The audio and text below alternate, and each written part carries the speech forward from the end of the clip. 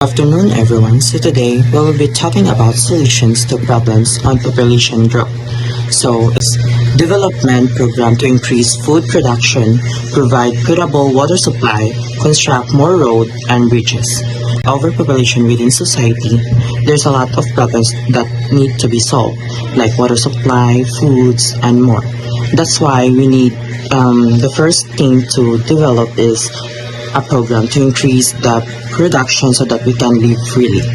Next, promoting health and wellness of the people by building more hospitals, health clinics, and render effective health services. As a student, we ensure our safety first, and by building more hospitals and clinics can help a lot of people because as I have seen that in a public hospitals, there's a lot of patients that who doesn't have a room to be stayed because it's a fully booked hospital. That's the main problem. That's why we need to build more hospitals so that can everyone have a peace of mind and also to ensure our health because I believe health is wealth. Next, the government has carried out housing programs on low-cost housing in cooperation with the National Housing Authority. A lot of Filipinos, mostly the main reason or the main problem is a financial unstable. They can't afford to stay in a good house. There's a lot of people living in a squatter area and it's not safe. That's why we need to build more homes for people who needed it. And also it needs to be cheap and affordable.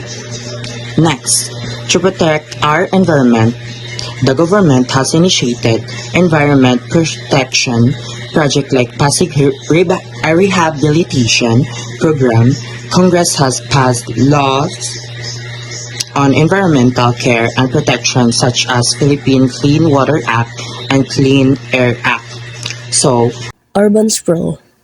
Urban sprawl or suburban sprawl mainly refers to the unrestricted growth in many urban areas of housing, commercial development, and roads over large expanses of land with little concern of urban planning. So, there are three causes of urban sprawl. Number one is urbanization. Increasing population or growth is one of the major factors that contribute towards urban sprawl.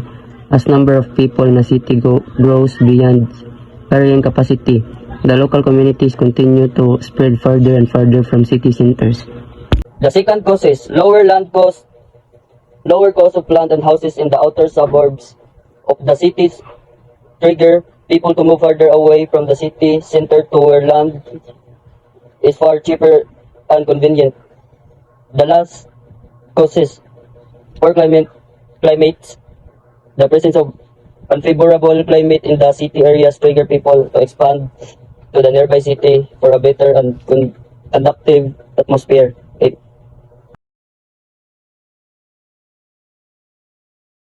New development means construction of a residential structure on a legal lot which has not been the site of previous residential construction for which a building permit is required. Example of this one is the beach nourishment, when they put a lot of sand in the ocean to build infrastructure in there. Improve infrastructure.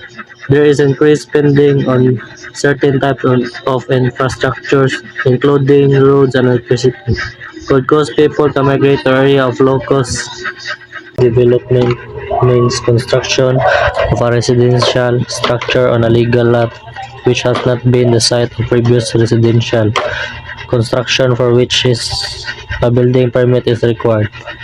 Example of this one is the beach nourishment, when they put a lot of sand in the ocean to build infrastructure in there.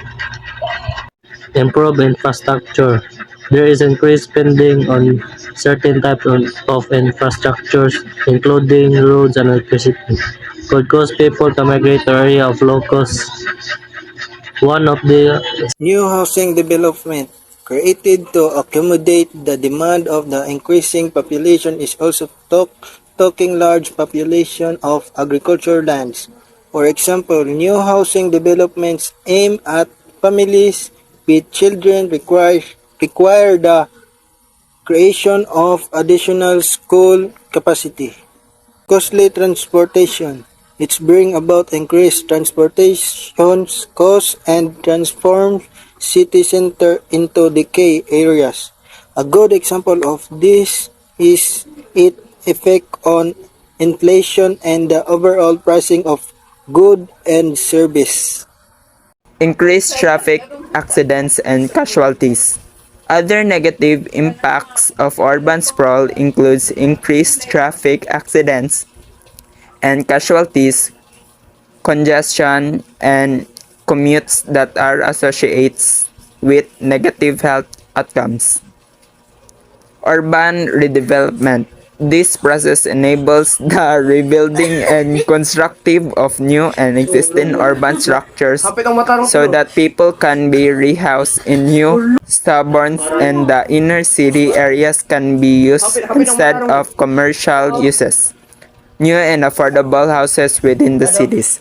Building more housing that is accessible to the most vulnerable population can also reduce the amount of urban sprawl and vehicle miles traveled between the central city.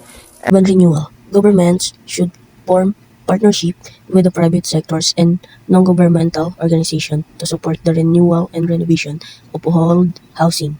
This will go a long way to reduce homelessness and the growth of slums or informal settlements, especially in urban areas around parts of the world that are rapidly organizing, and also encourage citizens to stay within the city.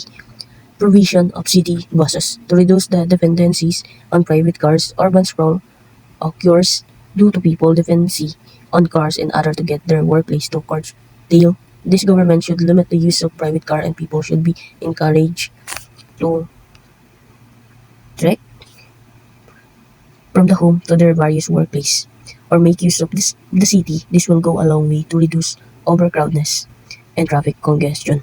Make use of remote access technology. Workplace could incorporate this to allow their employers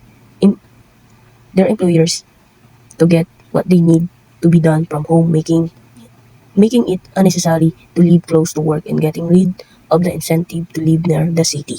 Climate change is characterized by a general increase in average temperature of the Earth, which modifies the weather balances and ecosystem for a long time. It is directly linked to the increase of greenhouse gases in our atmosphere, worsening the greenhouse effect. So from the definition itself, climate change is the main reason why the greenhouse effect in our atmosphere is worsening. Tremendous changes have been seen in natural climate over the years. Causes of this can be divided into two parts. The first part is natural reasons. There are three main reasons for the natural reason. The first is continental drift. Second is volcanic eruption. Third is Earth's tilt. So first, let's talk about the continental drift. The continents that we are seeing today were formed with the origin of this planet, and they rest on massive slabs of rocks called tectonic plates, which are always moving. So as we all know, tectonic plates aren't at rest. They are always moving. Example of that is our country, the Philippines. Philippines na kay usa ra ka dakong isla, but because of tectonic plates that are constantly moving, mao nang nabuwag-buwag ang usa ka dakong isla sa una nga nabuwag-buwag sa unsa ang Pilipinas karon. Mao na siya ang usa sa mga resulta sa tectonic plates. Moving on, volcanic eruption. Whenever a volcano erupts, it emits sulfur dioxide, water, dust, and ash particles in the atmosphere in a large amounts. Although the volcano works for a few days only, but tungod sa iyang pagbuga og sulfur dioxide, water, and dust, and ash particles sa ato ang atmosphere in a large amount, mauna siya usa sa mga hinungdan nganong ato ang climate mo change, constantly changing because of the active volcanoes that are erupting. Moving on, Earth's tilt. Earth is tilted in its orbit at an angle of 23.5 degrees.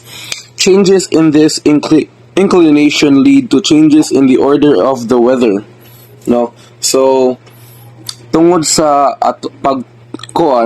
tungod sa tilted angle sa ato ang planet, which is Earth, with a tilted angle at a 23.5 degrees, no, diha kung nag-base ang ato ang pag-change sa weather, no. So, mauna siya ato ang mga natural reasons sa climate change. Now, let's move on to human reasons, no. First, we have fossil fuels. The massive use of fossil fuels is obviously the first source of global warming, as burning coal, oil, and gas produces carbon dioxide. No, of course, sa ato ang makita sa mga power plants nga atong magian, for example, a coal powered plant, no, power plant sa nga nagamit og coal, no. Unsa may atong makita if makaagi og ingana nga power plant, di ba? Dagko kay mga itom na aso mogawa sa ilahang mga ato ang gitawag nga chamber ug asa gi-process ang coal, di ba? So usa na sa mga cause og global warming. Next is deforestation, no? Sa ato makita sa mga bukid karon, especially sa bukid sa Naga, ang ato ang bukid karon kay gipamahakan na kay ganahan ang mga tao i-develop kanang lugar, so mao nang gipahakan atong bukid, no. At tungod sa pagpahak sa bukid at tungod sa deforestation, dali na kay maka-feel ang mga tao diha dapita sa kainit, no, kay wala na may gasagang sa kainit atong mga kahoy nga gipang putol, no. Next is intensive farming. Another cause of global warming is intensive farming, not only with the ever-increasing livestock, but also with plant protection products and fertilizers. Next is waste disposal. Waste management methods like landfills and incineration emits greenhouse and toxic gases, including methane, that are released into the atmosphere, soil, and waterways, contributing to the increased greenhouse effects. No. So, mao dyan natong giingon nga without proper waste disposal, maka-cause jud siya og bad effect to our climate, no. Kana ato makita sa daan nga porting hugawa, mga basura nga naatanan sa kanal, no? Ingana ba? On biodiversity, the increase of temperature and climate upheavals disturb the ecosystem, modify the condition and cycles of plant